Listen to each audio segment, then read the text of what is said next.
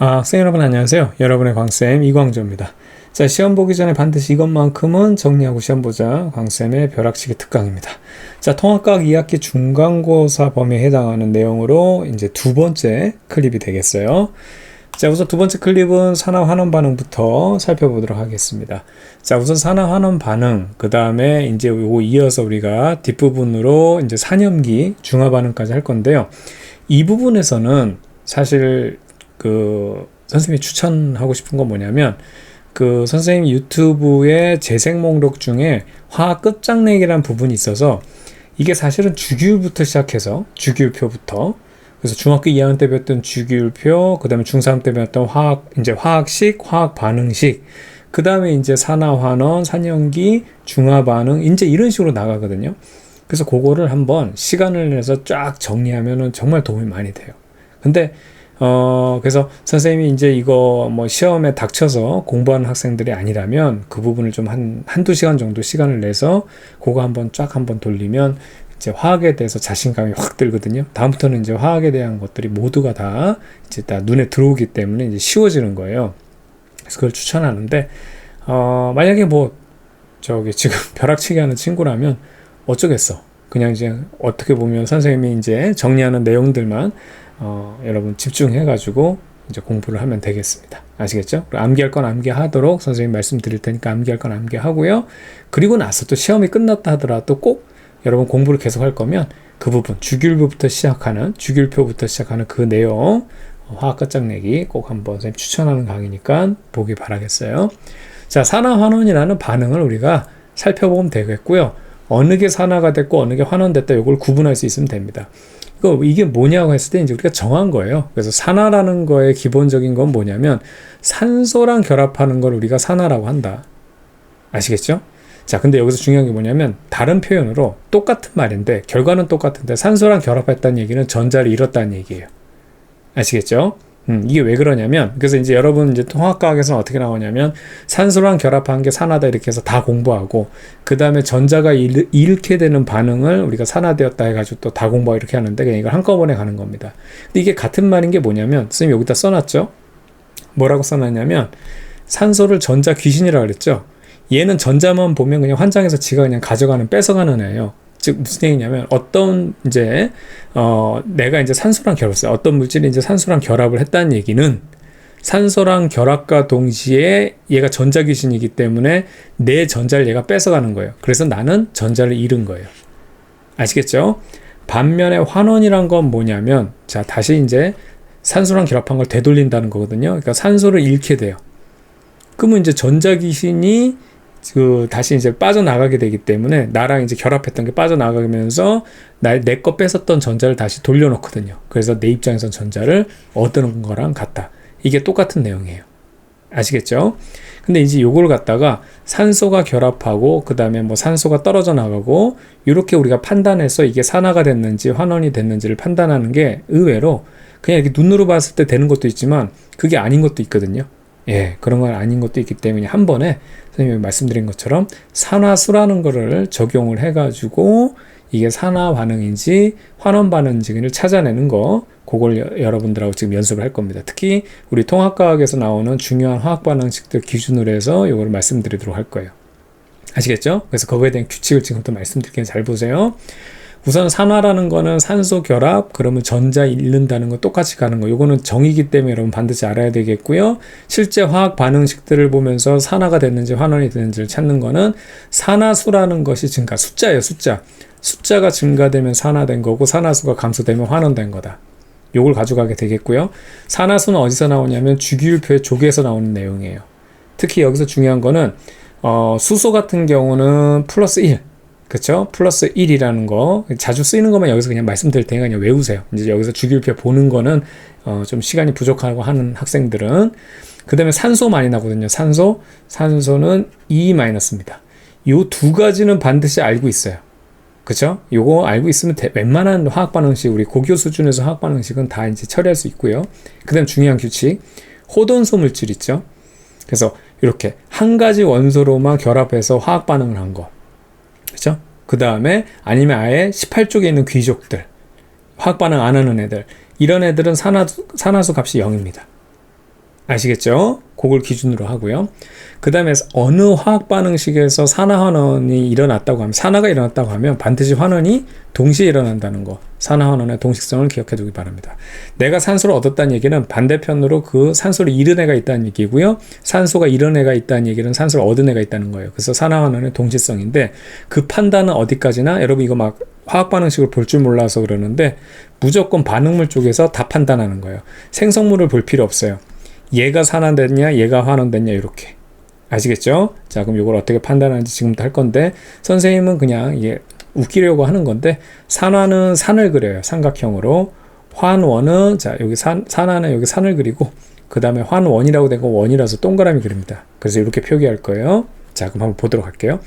구리 산소 결합해서 산화구리가 되는 거예요. 뭔지 몰라도 좋아요. 근데 호돈소죠. 얘 산화수 0이에요. 얘도 호돈소 물질이란 말이에요. 산화수 0이에요. 원래는 마이너스 2짜리인데, 근데 얘가 이렇게 아까 O2처럼 이렇게 분자 호돈소 물질로 이렇게 분자 형태로 있는 거 0으로 잡으면 됩니다. 그리고 산화구리 2인데요. 얘 마이너스 2거든요. 그럼 중성되려면 구리는 2 플러스가 돼야 돼요. 이렇게. 뭐 이렇게 써도 돼요. 뭐 2 플러스, 여긴 2 마이너스. 자, 다시. 여기 2 마이너스, 여기 2 플러스. 원래 여기 이제 뭐 정식으로 쓴 거죠. 혹은 산화구리 2니까 얘가 뭐예요? 2 플러스란 얘기예요. 이거 선생님이 주기율표 설명에서 다 말씀드렸던 겁니다. 그럼 봐봐요. 구리 같은 경우를 잘 보게 되면 0에서 플러스 2가 됐죠. 구리는 구리랑 비교하는 거예요. 뭐예요 이게? 그렇죠. 산화수가 증가됐죠. 그래서 얘가 산화예요. 그러면 안 봐도 반응물 쪽에서 얘가 환원되네요. 얘가 환원된 거. 얘가 환원이에요. 산소가 환원된 겁니다. 산화수 보면 0이죠? 근데 여기 마이너스 2 됐죠? 산화수가 감소됐어요. 이렇게 찾는 거예요. 자, 그럼 다음 거 하나 더 볼게요. 자, 산화구리 화합물입니다. 여기 5라는 거, 마이너스 2라는 거 여러분들 바로 체크하면 여기 2라고 나와 있긴 하지만 산화구리 2, 얘가 플러스 2가 돼야 된다. 얘 호돈소니까 0이고요. 여기도 구리 하나만 돼 있으니까 0이고요. 자, 이산화탄소죠? 마이너스 2짜리입니다. 근데 얘가 두 개 있으니까 전체적으로 마이너스 4니까 C는 얼마가 돼야 된다? 플러스 4가 돼야지만 전체적으로 0이에요. 끝났죠? 자, 산화구리에서 구리는 플러스 2여서 옆에 있는 구리 여기 보게 되면 산화수가 감소됐어요. 즉 얘가 환원된 거예요. 됐죠? 그러면 뭐 다른 거 볼 거 없어요. 뭐 5는 안 봐도 돼요. 봐봐요. 얘가 환원됐다는 얘기는 5는 여기 마이너스 2죠. 그쵸? 이쪽으로 가봐도 마이너스 1에서 얘는 산화수 변화가 없어요. 그쵸? 그럼 얘 때문에 얘가 환원됐다라고 한다면 얘는 이제 산화가 되거나 환원되는 거는 관련이 없는 겁니다. 자, 그럼 요거는 우선 지우고, 그럼 나머지 탄소 남았단 말이죠. 탄소는 0이죠. 0이었는데 지금 어떻게 됐어요? 플러스 4로 산화수가 증가됐죠. 그럼 얘가 산화된 겁니다. 즉 이 반응에서는 산화구리 2가 환원되고 탄소가 산화됐다, 이렇게 쓰면 되는 거예요. 자, 이어서 여기도 한번 볼게요. 마그네슘 호돈소로니까 0, 산소도 호돈소니까 0, 그 다음에 여기 MgO인데 얘가 마이너스 2짜리니까 얘는 플러스 2가 돼야 되겠죠? 그럼 마그네슘 0에서 플러스 1 어떻게 됐다? 산화수가 증가해서 얘가 마그네슘이 산화됐고요. 그 다음에 산소는 0에서 마이너스가 2가 되니까, 그쵸? 어떻게 된다? 환원이 됐다. 얘는 산화수가 감소됐으니까. 이제 이렇게 되는 건데, 이제 문제를 풀 때는 빨리 풀어야 되니까 하나 찾았죠? 그럼 무조건 다른 거 보지도 말고 산소는 환원이에요. 혹은 여기처럼 환원을 찾았죠? 그럼 탄소는 보지 않아도 그냥 산화입니다. 이렇게 가는 거예요. 자, 요거 한번 해보겠습니다. 산화구리 2 해가지고 여기는 2 플러스 여기 마이너스 2짜리고요. 얘 수소지만 0입니다. 호돈소기 때문에 마찬가지로 하나짜리 0이고요. 얘는 마이너스 2고 얘는 플러스 1짜리가 2개 있어서 플러스 2. 그 다음에 마이너스에서 전체적으로 0이 되는 거예요. 그럼 구리 한번 보세요. 플러스 2에서 0이 됐으니까 산화수가 감소됐죠? 얘 환원이에요. 산소 안 봐도 마이너스 똑같죠? 그러면 안 봐도 얘가 뭐라 그랬어요? 수소가 산화되니까요. 0에서 플러스 1로 산화수가 증가됐죠? 그래서 산화구리 2가 어떻게 환원됐고 수소가 산화됐다. 이렇게 찾으면 됩니다. 자, 어렵지 않죠? 이 규칙만 여러분들 잘 이해하면 통합과학에서 산화환원은 충분히 어렵지 않게 해결할 수 있을 거고요. 거기서 이제 나머지 쪽 이제 중요한 화학 반응식들이 나와요. 그 화학 반응식에서 산화환원 찾는 거니까 그거를 한번 가보도록 하겠습니다. 자, 우선 환원 반응의 예를 한번 보게 되면 이제 철의 재련, 그래서 철광석을 코쿠스와 반응시켜서 순수한 철을 뽑아내는 거. 그러니까 일반적인 철은 산소에 노출돼서 산화철이 돼 있거든요. 근데 이제 산화철이라는 건 녹슨철이에요. 그래서 녹슨철을 갖다가 다시 순수한 철로 뽑아낸다. 그러니까 산소를 띄어내는 거기 때문에 그게 환원 반응이 되는 겁니다. 그럼 여기서 한번 보겠습니다. 얘 같은 경우는 얘가 마이너스 2짜리거든요. 산소가. 근데 3개가 있으니까 총 마이너스 6. 그러면 얘가 플러스 6이 돼야 되는데 2개 있어요. 그럼 하나는 플러스 3에 해당하겠죠. 그 다음에 얘 마이너스 2죠. 그럼 여기서는 C가 플러스 2의 역할을 합니다. 자, 여기는 하나짜리니까 0이고요. 그럼 여기서 보면 마이너스 2짜리가 2개 있으니까 여기서는 C는 플러스 4의 역할을 하죠. 됐죠? 자, 그럼 봐봐요. 철 같은 경우는 플러스 3에서 여기 철 찾아보면 0이 됐으니까 산화수 감소게 얘가 환원이에요. 그러면 안 봐도 얘는 산화다. 그럼 한번 봐봐요. C 같은 경우 플러스인데 여기로 가면 플러스 4로 산화수가 증가됐죠? 아하, 그래서 여기 보면 일산화탄소 요것이 바로 산화가 됐고 여기 산화철은 환원이 됐다. 그래서 여기 보면 환원 지금 산화철이 환원되는 반응이었다. 이렇게 얘기하는 겁니다. 자, 그 다음에 광합성. 자, 광합성 같은 경우는 중요한 반응 중에 하나죠. 식물의 에너지를 비대에너지를 이용해서 이산화탄소 물로부터 포도당과 산소를 얻는 반응을 해가지고 우리 앞서 클립 1에서 공부했지만 합성, 그렇죠? 이제 뭔가 덩어리를 만드는 거고요. 그래서 요거는 합성하는 빛을 버무려서 합성을 해가지고 이제 에너지를 만드는, 그렇죠? 그런 내용. 그러니까 포도당과 산소를 만드는 그런 내용을 얘기하는 거고, 그 다음에 이제 요거를 분해하는 거, 그걸 이제 호흡이라 그러죠. 그건 이화 반응에 해당하는 겁니다. 그렇죠? 덩어리 큰 에너지를 갖다가 쪼개가지고 분해시키는 그런 과정이 되겠어요. 자, 그럼 요 광합성도 기본적으로 이제 환원 반응이 얘인데요. 요거 보게 되면 이산화탄소인데 요거 마이너스 2짜리가 2개 있으니까 마이너스 4죠, 전체적으로. 그럼 C라는 것도 뭐 플러스 4가 돼야지 이 전체가 0이 되는 거예요. 6은 신경 쓸 필요 없어요, 여기서는. 자, 여기 마이너스 2고 얘는 플러스 1이 되고 그게 2개가 있으니까 전체적으로 0 만족하고요. 자, 복잡하지만 얘 마이너스 2 확실하거든요. 그럼 여기 전체적으로 마이너스 12. 얘 플러스 1이라는 거 확실하거든요. 근데 12개 있으니까 플러스 10에서 얘네들만 합쳐줘도 0이에요. 그럼 여기서 C는 뭐예요? 0의 역할을 하는 거예요. 그 다음에 여기 호돈소 물질이죠? 0입니다. 그럼 봐봐요. 이산화탄소에서 요 탄소는 플러스 4인데 요쪽으로 가게 되면 어떻게 돼요? 탄소가 여기 있던 게 생성물로 가면 요쪽에 와 있죠? 산화수가 감소됐어요. 이게 환원이에요. 그러면 안 봐도 얘가 산화다. 여기서 보게 되면, 자, 여기서 보게 되면 요 플러스 1짜리가 요쪽 가면은 플러스 1. 그쵸? 그래서 차이가 없죠? 근데 요 마이너스 2가 요로 가도 여기 보면 마이너스에서 차이가 없는데 요 마이너스 2가 요쪽으로 가게 되면 어떻게 됐어요? 여기서 산소 마이너스 2짜리가 여기 어떻게 마이너스 2가 0이 되니까 산화수가 증가되죠? 그래서 여기가 산화가 되는 겁니다. 이렇게 찾으면 돼요. 그죠? 좋아요. 자, 그럼 산화 반응 예를 한번 더 보겠습니다. 이제 연소. 그래서 여기 메테인 태우는 겁니다. 산소와 급격히 결합해서 빛과 열 발생, 우리 초등학교 때부터 공부했던 연소 반응입니다. 자, 얘 플러스 1이에요. 그게 4개 있으니까 얘는 마이너스 4가 돼서 전체적으로 0을 만들면 되겠고, 호돈소니까 원래 마이너스 2짜리지만 호돈소니까 얘는 0이고요. 얘 마이너스 2가 되겠고, 얘 플러스 1짜리인데 2개가 있어서 결과적으로 0 만족하고요. 마이너스 2짜리인데 2개 있으니까 여기 마이너스 4죠? 그럼 얘가 얼마? 플러스 4가 돼야 된다. 그럼 여기 메테인 보게 되면 마이너스 4가 C 찾아가 보면 플러스 4로 증가됐죠? 그러면 보지도 말고 산화. 그럼 얘는 보지도 않고 환원입니다. 여기 보면 산소의 산화수가 0이죠. 근데 얘가 요로 가도 마이너스 2.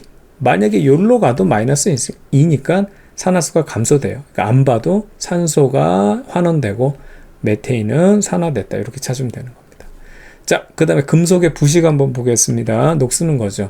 그래서 금속이 산소와 결합한다. 그래서 딱 보게 되면 여기 보면 철이 산소랑 겹했다. 이렇게 해서 봐도 되지만 산화수로 보는 게 굉장히 깔끔하다 그랬어요. 여기 보면은 요 원소 하나짜리니까 0. 그 다음에 얘는 마이너스 2짜리인데 호돈소죠. 오로지 산소로만 돼 있으니까 그냥 0이에요.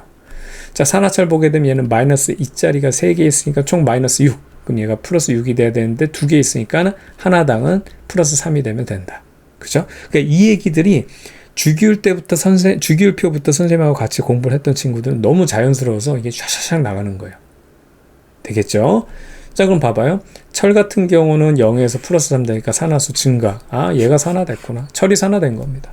그럼 안 봐도 산소가 환원됐겠네요. 0짜리가 어떻게 됐어요? 마이너스 2로 산화수가 감소했기 때문이에요. 됐죠? 자, 그 다음에 아까 얘기했던 광합성의 반대인 이화적인 호흡입니다. 그래서 포도당과 산소가 결합해서 에너지 발생하는 그런 내용인데요. 자, 요거 그대로 한번 해보게 되면 얘 마이너스 2짜리가 6개니까 마이너스 12.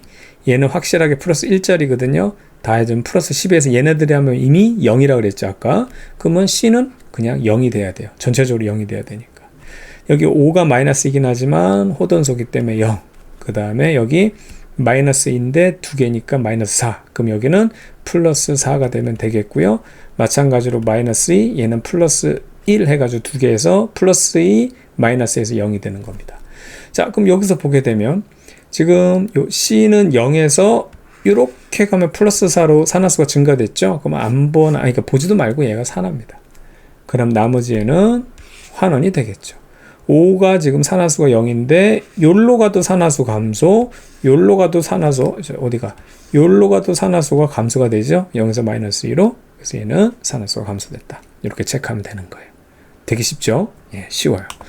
자, 그 다음에 여기서 전자의 이동, 앞서서 이제 산소랑 결합하는 것이 이제 결과적으로 산소가 전자 귀신이기 때문에 산소랑 결합했다는 얘기는 내 전자를 뺏겼다는 얘기. 그죠? 그 다음에 만약에 산소가 떨어져 나왔다면 내 전자를 돌려받았다. 그 얘기인데, 그게 이제 산화하는 반응을 얘기하는데, 이게 바로 아까 얘기했던 그 산화수 얘기와 똑같아요. 봐봐요.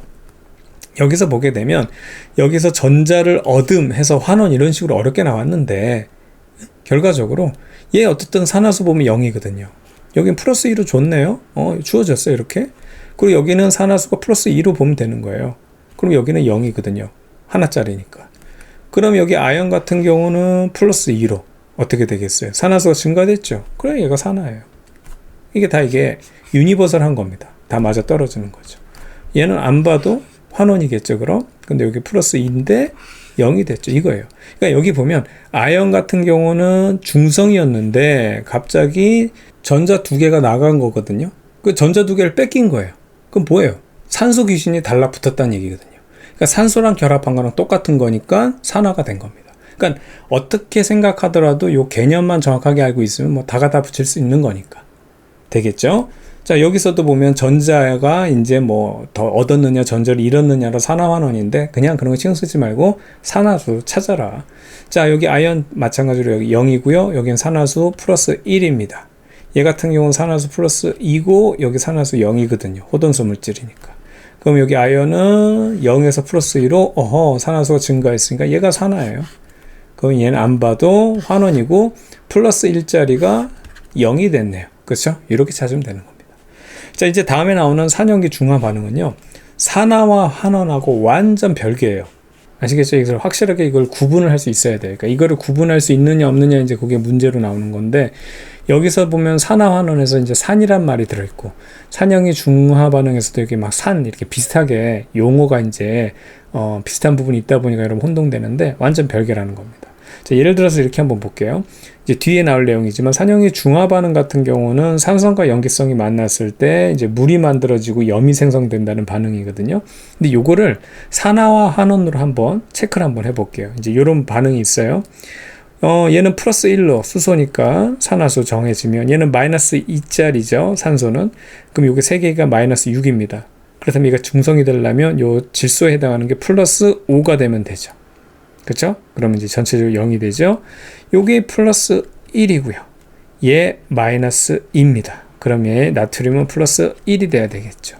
마찬가지로 여기 마이너스 2가 있으니까 여기 마이너스 6, 아까 여기 플러스 5라는 거 받고 여기 나트륨 플러스 1이라는 거 구했죠. H2O 보게 되면 여기 플러스 1, 그 다음 여기 마이너스 2가 됩니다. 그럼 봐봐요. H는 플러스 1에서 어떻게 되냐면 H 여기로 가면 플러스 1로 아무런 변함이 없어요. 산화수가. 산화환원이 아니에요. 자, 질소 플러스 5죠? 자, 이쪽으로 쭉 따라가 보면 질소 여기 있는데 플러스 5예요. 변함 없어요. 산소 마이너스 2죠? 그쵸? 이쪽으로 가도 마이너스 2고요.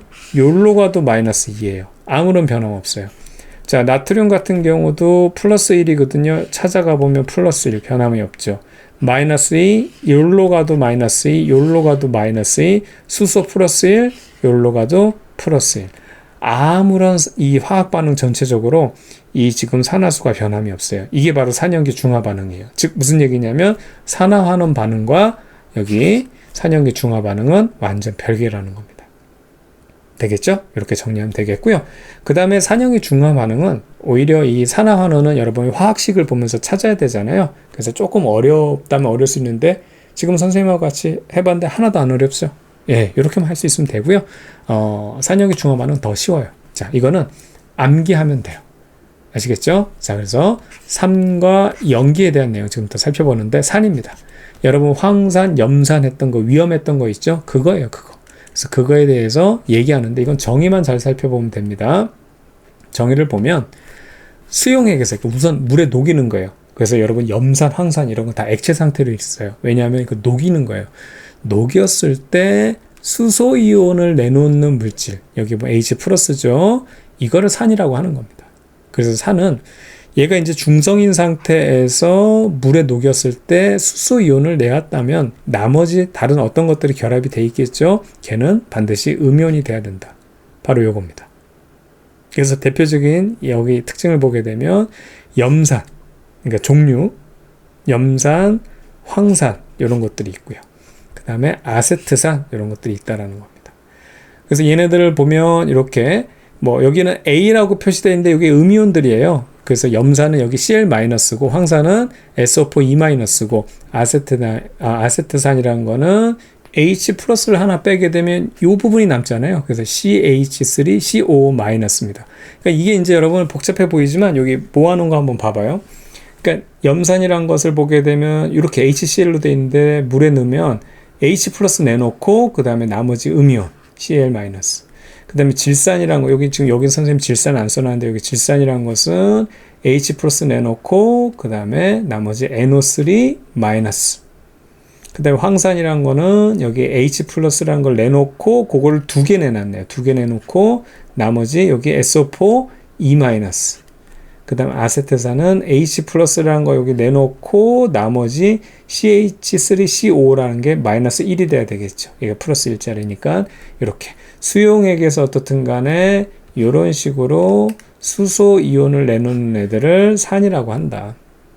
그 다음에 여기 보면 강산이 있고 약산이 있는데 강산은 수소 이온을 더 많이 내놓는 거. 그쵸? 그래서 이게 수소 이온을 많이 내놓는 거를 우리가 강산이라고 하고 그 다음에 수소이온을 적게 내놓는 애를 약산이라고 하는 겁니다. 자, 그럼 이제 특징 정리하면 되는데 이 자체 암기예요. 어렵게 생각하지 말고 그냥 외우면 되고요. 그냥 이게 문제입니다. 다음 중 산의 특징이 아닌 것은 1번, 2번, 3번, 4번, 5번 해놓고 나서 이 중에서 하나 틀리게 해놓고 문제 내는 거거든요. 그렇죠? 그래서 산의 특징은 맛으로 보면 신맛이 나고요. 수용액에서 전류가 흐른다라고 되어 있습니다. 당연히 여기 보면 수소이온 여기 플러스 그 다음에 여기 음이온, 마이너스 이온들이 둥둥둥둥둥 떠 있기 때문에 이게 이제 플러스 마이너스가 움직일 수 있거든요. 플러스를 띄고 마이너스 띈 애들이 움직이는 게 전류거든요. 그래서 이게 전류가 흐른다는 것. 그 다음에 푸른색 리트머스 종이를 붉게 변화시키는 게 산입니다. 이거 여러분 초등학교 때 다 했던 거라 더 잘 알 거예요. 그 다음에 금속과 반응해서 수소기체를 발생시킨다. 수소기체를 발생시키는 거, 이렇게 해서 수소기체 발생하는 게 이제 산이고요. 그 다음에 탄산칼슘과 반응해서 CO2의 기체를 발생하는 거, 이산화탄소 기체를 발생하는 게 바로 산의 특징입니다. 그러니까 이런 것들을 선생님이 그 화학 끝장내기에서는 다 이거 화학식으로 유도를 했어요. 그래서 여러분이 단번에 이게 이래서 이렇구나라는 걸 알 수 있는데 지금 뭐 벼락치기니까 요것만 기억해두면 됩니다. 그쵸? 이거 자체가 시험이기 때문에 요게 한 문제거리니까 잘 정리하면 되겠어요. 자, 그 다음에 염기로 넘어가 볼게요. 염기는 수용액에서 이번에는 수산화이온 OH-를 내놓는 물질을 염기라고 하자라고 한 거예요. 그래서 염기를 우리가 물에 수용액 상태로 이제 수용액에 넣게 되면 이게 OH-라는 수산화이온은 마이너스이기 때문에 나머지 이제 여기 원래 결합되어 있던 애가 나머지 애가 이제 플러스 양이온이 나오고 되고 여기 OH-의 수산화이온을 내보내는 애를 우리가 염기라고 한다. 그래서 대표적으로 수산화나트륨, 수산화 칼륨, 그 다음에 수산화 칼슘, 암모니아라는 게 있다. 그렇죠? 여기 암모니아는 이게 OH가 지금 안 보이죠? 이게 대표적인 약산인데 이것도 선생님이 자세히 설명했는데 지금 순간에는 여러분 그냥 암모니아도 염기라는 사실, 이거 좀 특이하니까 알아두면 돼요. 나머지는 여기 OH가 다 보이거든요. 됐죠? 그래서 여기에 염기란 물질을 우리가 이 상태에서 놓게 되게 되면 이렇게 수산화 이온들을 내보내고 나머지 양이온들이 이렇게 있는 거, 이런 애들이 바로 염기다. 그래서 수산화 나트륨은 Na 플러스 OH 마이너스, 그 다음에 수산화 칼륨은 K 플러스와 OH 마이너스, 이렇게 수산화 이온 내보내고 있죠. 수산화 칼슘은 칼슘 이온 하나와 여기 보면 수산화 이온 2개, 이렇게 해서 어쨌든 수산화 이온 내보내는 거를 염기라고 하는 겁니다. 자, 마찬가지로 특징 요거 시험 문제입니다. 맛은 아까 산 같은 경우는 셨잖아요. 여기는 쓴맛이 나고요. 수용액에서 전류 흐르는 거 똑같아요. 여기도 보면 마이너스 동동 떠다니고 플러스 동동 떠다니니까 전류 흐른다는 사실. 자, 그 다음에 또 이거 반대라서 쉽죠? 아까 산은 어떻게 푸른색 리트머스를 붉게, 근데 얘는 붉은색 리트머스를 푸르게 변화시키고요. 그 다음에 이거 여러분 염기가 굉장히 또 염기도 위험합니다. 강염기 같은 경우는 단백질을 녹이는 성질로 피부에 묻으면 미끈거리면서 계속 피부를 녹이는 거예요. 바로 이런 거. 그래서 이거 뭐 비누도 약한 이 지금 염기성을 띠고 있어가지고 때를 이렇게 녹여서 벗겨내고 이런 역할을 하는 겁니다. 되겠죠? 좋습니다. 이렇게 해서 이거는 정리만 하면 돼요. 그냥 단순 암기만 해도 되는 내용이기 때문에 그렇게 정리하면 되겠고요. 그러면 산과 염기를 어떻게 구분하냐? 수용액에 녹였을 때 수소이온을 내보낸다. 그 다음에 수산화 이온을 내보낸다. 이렇게 찰 수 있지만 이거에 따라서 이제 지시약이라는 걸 통해서 이게 사실은 수산화 이온을 내보냈는지 수소이온을 내보냈는지를 우리가 눈으로 확인이 안 되잖아요. 그래서 거기 약품 처리를 하는 겁니다. 그래서 지시약을 넣었을 때 그때 뭐 수소이온을 내놓거나 혹은 수산화 이온을 내서 산성이냐 염기성이냐 그렇게 됐을 때 얘가 색깔이 달라지는 그런 특징을 가진 그렇게 지시해주는 약품을 사용해서 얘가 지금 그 물질의 용액이 액성이 산성이냐 염기성이냐 중성이냐 그거를 파악하는 거예요. 이거는 암기예요. 진짜 말 그대로 암기니까 잘 보세요. 이것도 뭐 대단한 거 아니니까 쉽게 그냥 선생님 정리할 테니까 그냥 한번 듣고 그냥 시험 보고 그 다음에 잊어버려도 관계없으니까요. 그렇게 한번 체크해 보자고요. 요 표를 보게 되면 말 그대로 산성, 중성, 염기성으로 이렇게 내려갈게요. 요 순서대로 갈 거예요. 선생님이. 아시겠죠? 첫 번째 부르는 게 산성, 그 다음에 중성, 그 다음에 염기성. 이렇게. 됐죠? 그럼 우선 기본적으로 리트머스는 여러분이 다 잘 알아요. 산성은 여기 보면 붉은색이라는 거. 그 다음에 중성은 아무런 변화 없고요. 여러분들 그냥 물 묻히면 이거 리트머스 종이 변화 없거든요. 그 다음에 염기성일 때는 푸른색이라는 거. 요건 여러분들이 다 아는 내용이죠. 그래서 이건 큰 문제가 없습니다. 자, 근데 여기 BTB 용액부터 한번 잘 볼게요. BTB는 요거랑 똑같이 생각하면 되냐면 요거는 알파벳으로 써 있잖아요. 우리가 배웠던 거는 RGB로 생각하면 돼요. 순서대로 빨주, 노초, 파예요. 우리가 빨주, 노초파에서 빨주 빼고 그 다음부터 순서대로 노초파. 그게 BTB, RGB 바로 요 용액입니다. 나머지는 이렇게 뭐 알파벳으로 되어 있는 게 아니기 때문에 여러분들이 잘 구분할 수 있어요. BTB 하면 딱 알파벳 나오죠? 그러면 RGB 생각해서 빨주 빼고 노초파 이렇게 바로 정리하면 되겠고. 자, 그 다음에 이 페놀프탈린 용액은 요게 보세요. 페북 많이 하잖아요. 페북. 그냥 그렇게 생각하면 돼요. 그러니까 지금 페놀프탈린 용액은 요거 앞에 그 다음에 산성과 중성은 없어요. 그 염기성에서만 여기 붉은색. 그래서 페북 이렇게 기억하면 되겠고요. 그 다음에 여기 메틸 오렌지. 요 메틸 오렌지는 요 오렌지. 그 다음에 순서대로 여기 붉은색인데 여기를 빨간색으로 바꿀게요. 그래서 이렇게 오빠 노노 이렇게 하면 돼요. 오빠 노노. 오빠 안돼 막 이런 거. 뭐가 안 되는지 모르겠지만 오빠 안돼 이렇게 해서 오빠 노노 이렇게 해서 기억하면 되겠습니다. 자, 이걸 왜 외우게 시키냐고. 그냥 지시약 이렇게 색깔 줘놓고 나서 이렇게 변했으니까 이걸로 알 수 있는 특징을 이렇게 물어봐야지. 이건 뭐 색깔 자체를 물어보니 시험 문제에서 뭐 그렇게 하자니 뭐 우리가 뭐 대응해 줘야지 어떻게 하겠어요. 그렇죠? 네, 그렇습니다. 이렇게 해서 간단하게 지금 머릿속에 정리됐죠? 시험 보고 잊어버려도 된다 그랬습니다. 자, 그 다음에 이제 중화 반응이에요. 중화 반응은 뭐냐면 수용액에서 산하고 염기를 반응시키는 거예요. 그러면 물이 만들어져요. 왜냐하면 H 플러스 내놓죠. 그 다음에 산은 H 플러스 내놓고 염기는 OH 마이너스를 내놓으니까 얘네들이 뭐예요? 결합해서 H2O라는 물이 만들어지고, 나머지 이제 여기 산에서는 이제 음이온이 남을 거고, 여기 염기에서는 양이온이 남았을 텐데 얘네들을 갖다가 이제 염이라고 하는 거예요. 됐죠? 그래서 산과 염기가 결합했을 때 H2O가 만들어지고 물이 만들어지고 나머지가 염이다. 이렇게. 됐죠? 그래서 여기 예를 들어 보면 묽은 염산 HCl, 그 다음에 수산화나트륨 수용액 해가지고 NaOH 해가지고 대표적인 산 염기예요.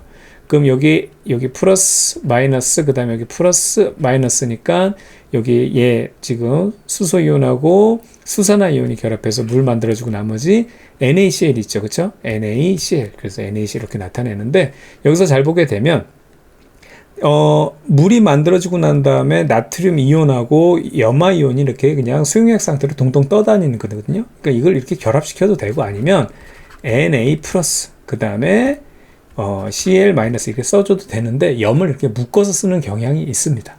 그죠? 이게 원래 이온화가 돼 있다 하더라도 그냥 이렇게 묶어서 결합한 상태로 표현하니까 그냥 염으로 그냥 한 번에 표시하고 싶어서 이런가 보다. 그냥 그렇게 생각하면 돼요. 이 중에서 알자 이온식이라고 하는 것은, 알자 이온 반응식이라고 하는 것은 수소 이온과 수산화 이온과 결합해서 물이 되는 거예요. 이걸 우리가 이제 알자 이온 반응식이라고 하는 거예요. 왜냐면 얘네들은 사실 이렇게 동동동동 떠 있거든요. 결합 안 하고 그냥 이렇게 그대로 있기 때문에 알자 이온 반응식으로 넣을 수가 없는 거예요. 아시겠죠? 표현은 이렇게 염이라고 해가지고 우리가 이렇게 결합을 시켜놨지만 원래 실제로는 그렇지 않기 때문에 그렇습니다. 됐죠? 자, 그래서 중화점이란 건 뭐냐면요, 산의 수소이온과 그 다음에 염기의 수산화이온 OH-이온이 모두 반응해서 완전히 다 물이 됐을 때, 그때 중화되는 지점을 중화점이라고 하는 겁니다. 그래서 지금 결과적으로 수소이온과 수산화이온이 모두 결합해서 반응해서 완전히 이제 물이 되는 그 지점, 그때를 중화되는 지점, 그러니까 중성이 되는 지점이란 얘기예요. 얘가 산이고 얘가 염기니까, 그죠? 요거를 이제 얘네들이 다 물이 되는 순간 얘네들이 사라져 버리잖아요. 물이 돼 버리니까. 그래서 완전히 중성화되는 지점, 그래서 중화 지점, 중화점 이렇게 생각하면 됩니다.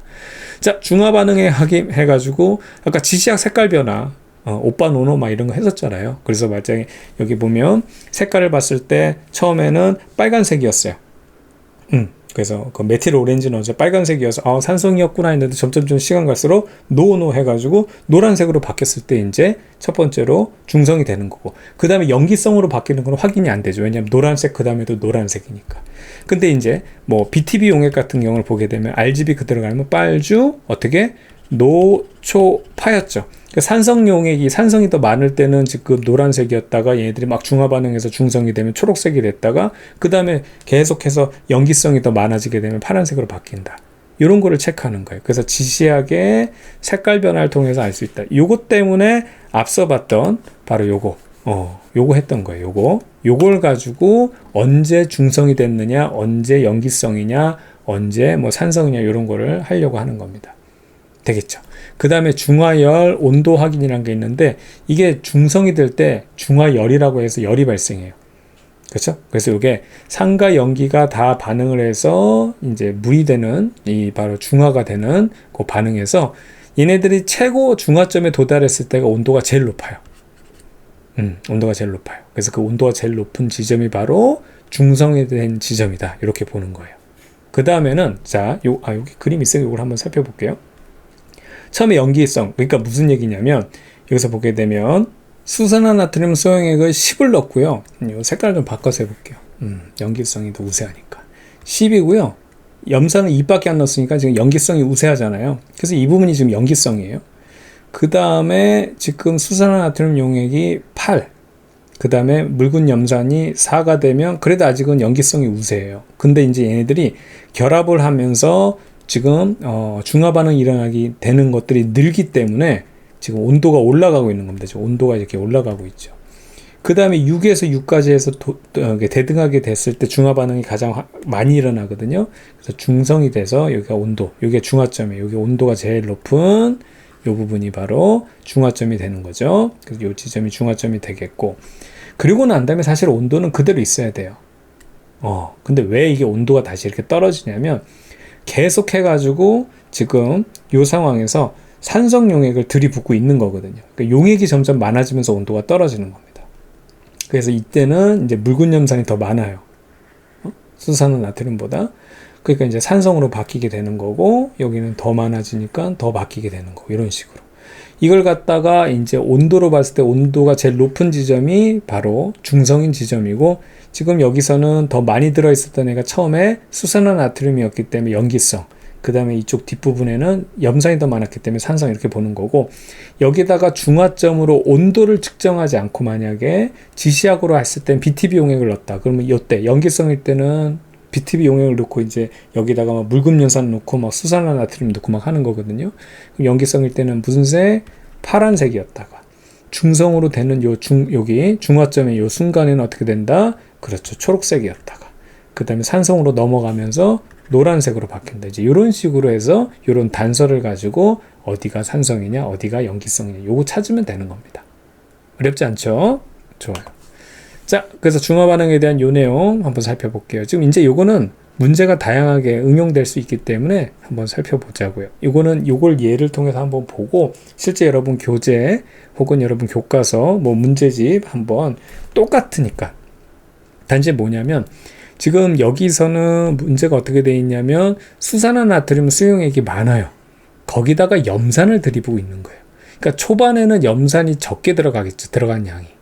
그래서 연기성이 우선은 우세한 상황이었다가, 그래서 여기 보면은 BTB 용액을 넣었으니까 연기성이면 아까 BTB 같은 경우는 산성, 중성, 그 다음에 연기성 순서대로 빨주, 노, 초, 파였기 때문에 글씨 죽인다 진짜. 이게 뭐야. 노초 파였기 때문에 연기성이니까 여기 파란색. 그 다음에 초록색 됐죠? 그러니까 여기는 푸른색이니까 아직까지도 여기는 연기성이었다가 초록색 되는 순간 중성 됐구나. 그 다음에 갑자기 노란색으로 바뀌었죠. 이거 염산 너무 많이 들이부어가지고 이제 산성으로 바뀌었구나. 이렇게 우리가 체크하는 거예요. 됐죠? 그래서 이때 보게 되면 수소이온보다는 수산화이온, 원래 여기 베이스가 많은 거예요. 그래서 연기성. 지금 그래서 산성을 계속 지금 염산을 계속 들이붓는다고 해도 아직은 수산화이온이 더 많고 수소이온이 적어서 어떻게 아직도 연기성이다. 그러다가 수산화이온과 여기 수소이온이 같아지면 완전히 다 얘네들이 산염기 중화 반응을 하기 때문에 중성이 돼서 초록색이 됐고요. 그럼에도 불구하고 계속 들이붓는 거예요. 그럼 이제 산성이 우세해지겠죠. 그래서 수소이온이 수산화이온보다 많아지게 되면 산성이 되고 노란색이 된다, 이 얘기입니다. 그래서 그래프를 보게 되면 결과적으로 원래 있던 베이스 OH랑 우리가 여기서 들이붓는 H 플러스가 만나는 거잖아요. 근데 여기 보면 나머지 수산화 나트륨이었으니까 여기 염기에 해당하는 Na 플러스 OH 마이너스. 근데 이 녀석은 이제 알자 이온이 되는 거예요. 이제 반응을 할 거예요. 수소 이온하고. 그 다음에 들이붓는 염산은 H 플러스 Cl 이렇게 이온화가 된다고 했을 때 이 녀석들은 서로 얘네들이 반응을 해요. 근데 아까도 얘기했지만 염이라고 한 번에 퉁쳐서 묶어서 얘기는 했지만 얘들은 반응 안 하거든요. 그래서 Na 플러스는 원래부터 들어있는 상황에서 아무런 변화가 없다는 게 이 그래프예요. 됐죠? 대신에 CL은 원래 없었죠. 근데 들이붓는 순간 반응 안 하니까 그냥 들어가는 족족 쌓이는 거예요. 그래서 CL은 처음에 없다가 색깔을 맞춰야 되겠다. 자, 색깔을 맞춰서 요 초록색이 했으니까 여기 빨간색. CL은 들이붓는 순간부터 계속 아무런 반응 없으니까 넣는 대로 그냥 쭉쭉쭉쭉 그냥 늘어나는 거예요. 됐죠? 그런데 봐봐요. OH는 원래 자 여기 요 색깔입니다. 나트륨하고 동시에 같은 양이 있어야 돼, 이렇게. 그런데 문제는 H 플러스라는 게 들어오면서 H 플러스랑 만나면서 어떻게 되는 거죠? 용애들이 만나면서 H2에 물이 되죠. 그러니까 OH 마이너스가 H 플러스가 들어오는 순간부터 점점 주는 거예요. 물이 되고 있기 때문에. 됐죠?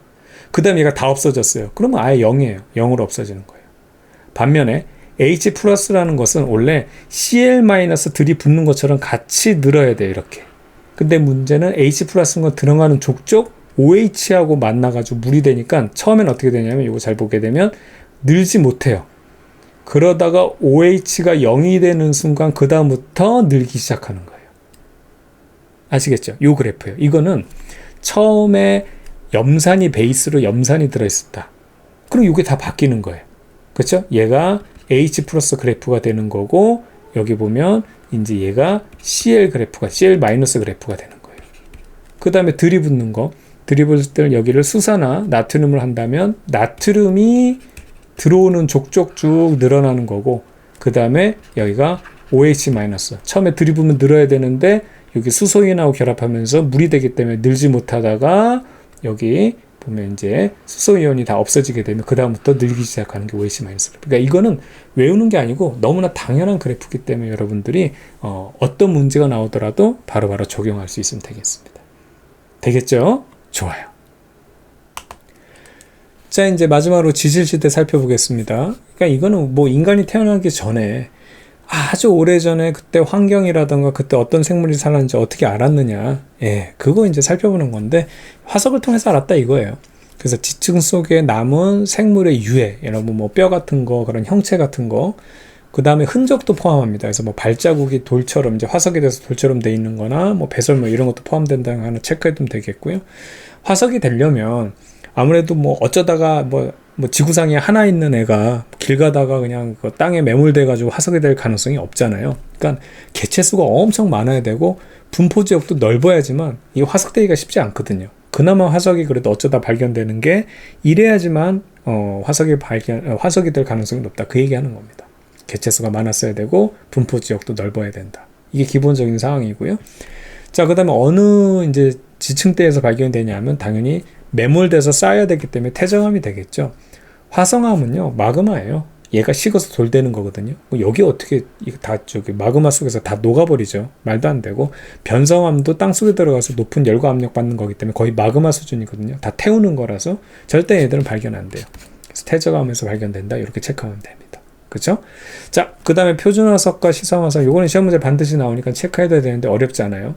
우선 표준화석이라는 거의 특징은요, 분포 지역이 넓어야 되고 생존 기간은 짧아야 됩니다.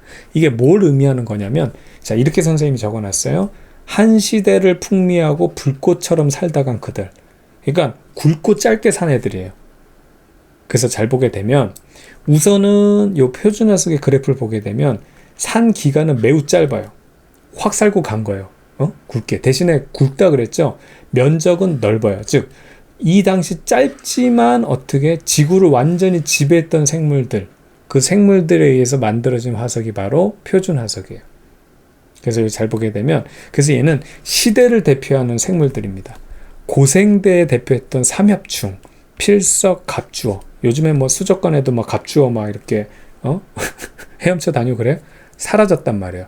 불꽃처럼 살다가 사라진 애들이에요. 그래서 만약에 갑주어가 발견됐다 그러면 고생대 지층이구나, 이걸 알 수 있는 거예요. 고생대 화석이구나. 이 지층이 발견된 것은 바로 고생대 그 시기 때 만들어진 지층이구나, 이런 걸 알 수 있는 거예요. 중생대 대표적인 거 공룡, 암모나이트 다 멸종됐어요. 하지만 그때는 공룡의 시대였습니다. 전 지구를 공룡이 지배하고 있었죠. 지금은 다 사라졌어요. 바로 이런 거. 불꽃처럼 살다간 그들. 자, 신생대의 대표적인 생물은 매머드 화폐석, 이런 겁니다. 요거는 시대별로 대표적인 생물들 알아둬야 되는데 뒤에서 자세히 다룰 거니까 지금 표준 화석에 대한 개념만 잡으면 돼요. 그래서 표준 화석의 의의는 뭐냐면 화석이 발견된 지층의 시기, 생성 시기를 알 수 있다. 다시 한번. 얘네들은 짧게 살아서 그 시기를 알 수 있고 대신에 전 지구를 지배했었다. 여기까지. 그래서 그 당시 표준화석이 발견되면 그 발견된 지층의 생성 시기를 알 수 있다는 게 포인트. 자, 그럼 시상화석은 뭐냐? 이거는요, 분포 지역은 좁고 생존 기간은 길어요. 그래서 얘에 대한 특징은 선생님이 정리한 게 뭐냐면 존재감은 없지만 끝까지 살아남은 그들. 즉 가늘고 길게 사는 애들입니다. 그래서 얘네들 특징을 보면 고사리, 이게 진짜 오래된 애거든요. 이건 뭐 그때 살았던, 지금 살았던 별로 존재감 없잖아요. 그렇죠? 산호 이런 애들, 그 다음에 바퀴벌레 이런 애들. 그래서 존재감은 없는데 진짜 오래 살았죠. 근데 얘네들의 특징이 있어요. 얘는 생존 기간이 길기 때문에 얘네들의 어떤 그 화석이 발견됐다고 해서 생성 시기는 알 수 없어요. 이게 어제 죽어서 만들어진 화석인지 아니면은 뭐 저기 옛날 무슨 고생대 때 만들어진 화석인지 알 수가 없기 때문에 생성 시기는 알 수가 없지만 얘네들은 어떤 의미가 있냐면 아주 한정된 지역에서만 사는 애들이에요.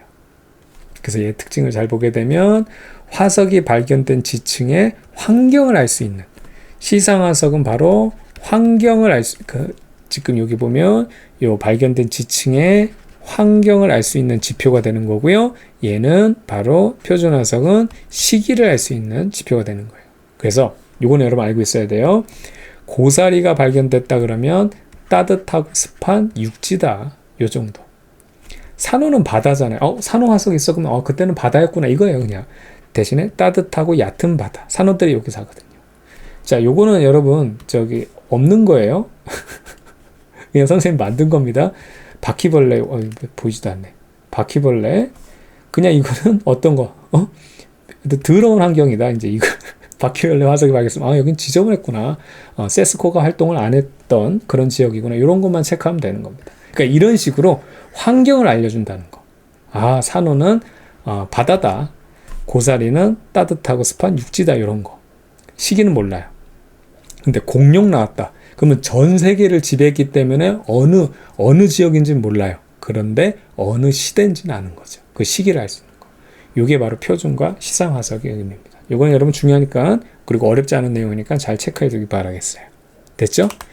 좋습니다. 이제 지질 시대로 넘어오면 시기를 구분하면 되는 거예요. 순서대로 선캄브리아, 고생대, 중생대, 신생대예요. 다시 한번 선캄브리아, 고생대, 중생대, 신생대, 그 다음에 여기 새로울 그 다음에 이렇게 중간에 껴있는 겁니다. 아주 오래될 고자. 됐죠? 자, 이거는 어떻게 알아야 되냐면 그 시기가 몇 년도고 뭐 이런 게 중요한 게 아니고 그때 번성했던 표준화석에 해당하는 생물들을 알아야 돼요. 그리고 그거는 이렇게 그림으로도 같이 이름도 알아야 되고 그림도 알아야 돼서 100% 암기적인 요소입니다. 시험 문제를 낼 게 없어요. 그러다 보니까 이런 걸 시험 문제 내요.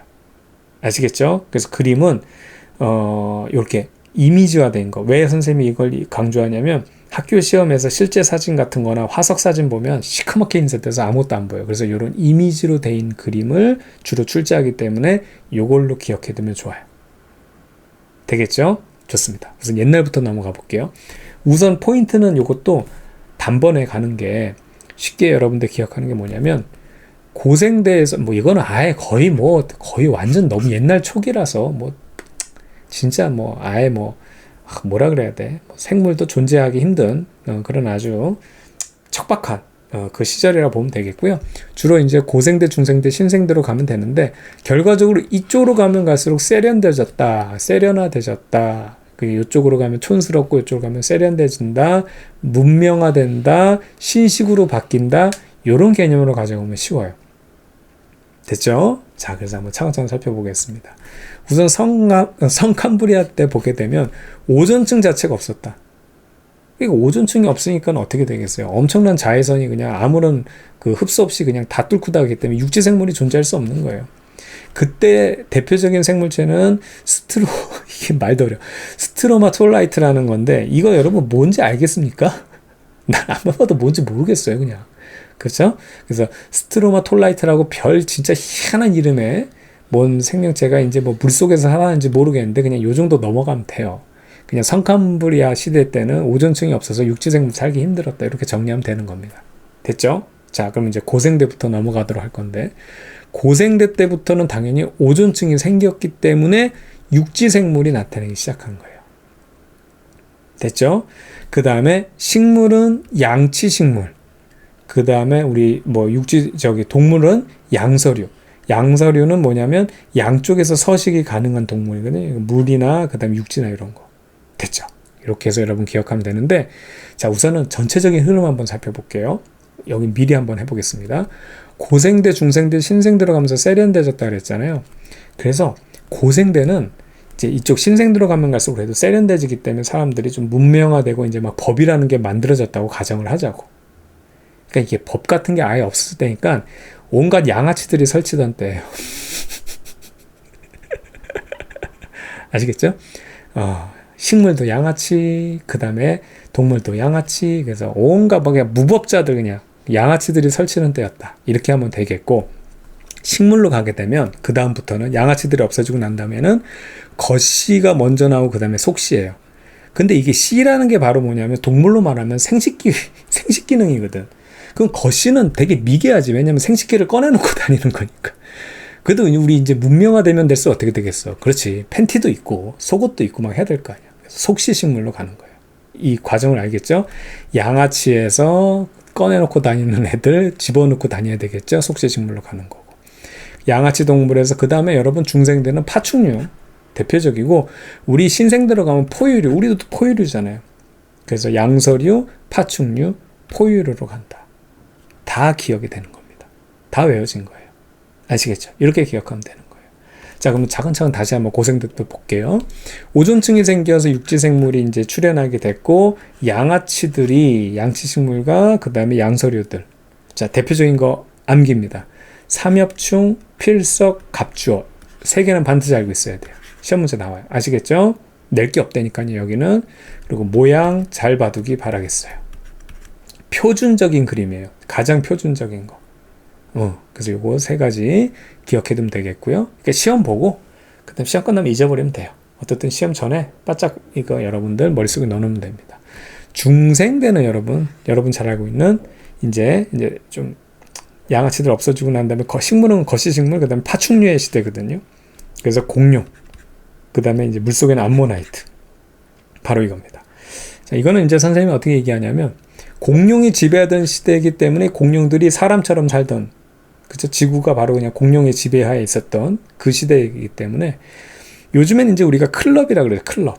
이렇게 술 먹고 막 춤추고 이런 거, 그렇죠? 그런 거 좋아하는 사람들 있을지 모르겠는데, 얘네들도 공룡들도 스트레스 풀려고 이제 열심히 일하고 나서, 공부하고 나서 이제 밤에 이제 막 클럽 가서 이제 막 춤추고 막 이제 막 이성 만나고 막 이러잖아요. 그죠? 그때 이제 선생님 때는 그 클럽을 갖다가 밤에 하기 때문에 나이트 클럽이라고 그랬어요. 나이트 클럽. 그래서 대표적으로 뭐 서울에 무슨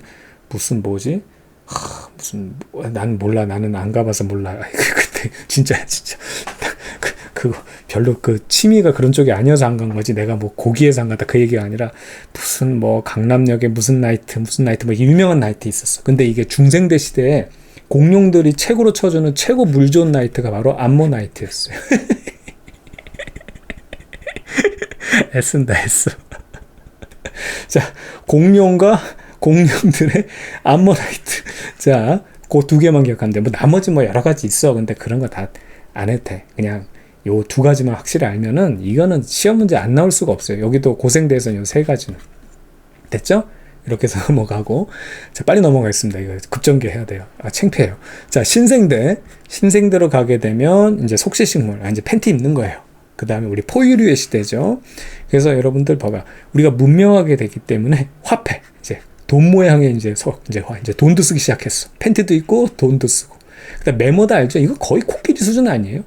그렇죠? 완전 공룡하고 얘는 완전 다르게 생겼잖아. 완전 포유류의 시대가 온 겁니다. 그래서 화폐석과 동전처럼 생긴 요 화폐석, 그 다음에 메모드, 이렇게만 신생대로 기억해 주면 되겠어요. 뭐 신생대는 뭐 4번의 빙하기가 있다, 뭐 이런 것들 하나 체크해 두면 좋겠고요. 됐죠? 그래서 요거는 여러분 100% 암기적인 요소입니다. 그래서 선생님이 조금 이해하기 쉽게 설명드렸으니까 그렇게만 기억해 주길 바라겠어요. 자, 이제 마지막입니다. 대멸종이에요. 자, 대멸종은 완전 멸종입니다. 근데 뭐 와장창 멸종하는 걸 대멸종이라 그러겠죠. 그래서 총 한 5회 정도의 대멸종이 있었다고 보는 거고요. 그래서 대멸종이 일어나는 이러한 요 시기 보게 되면 요 개체수가, 그쵸? 급감하는 걸 우리가 볼 수 있다라는 거, 그 정도 그래프 볼 수 있으면 되겠어요. 예. 그래서 그 원인은 뭐냐 하면 확실하지가 않기 때문에, 기온이 너무 급격하게 변했다는 기온 변화설, 해양 무산소설, 화산 폭발설, 운석 충돌설, 뭐 이게 대표적으로 운석 충돌설 같은 경우는 이제 이때 공룡이 멸종하지 않았냐, 뭐 이런 식으로 이제 하는 거거든요. 그러니까 다 설이에요, 썰입니다. 요 정도 4가지 설 정도 있다라는 거 그냥 눈으로만 보면 되는 거지. 이거를 뭐 구체적으로 시험 문제를 낼 수가 없어. 다 썰인데 뭐, 그런 거예요. 아시겠죠? 그래서 요 정도로 여러분 정리하면 되겠습니다. 자, 여기까지 여러분 너무 고생 많았고요. 선생님은 또 다음 벼락치기 특강에서 만나도록 하겠습니다. 여러분들 시험 잘 보세요.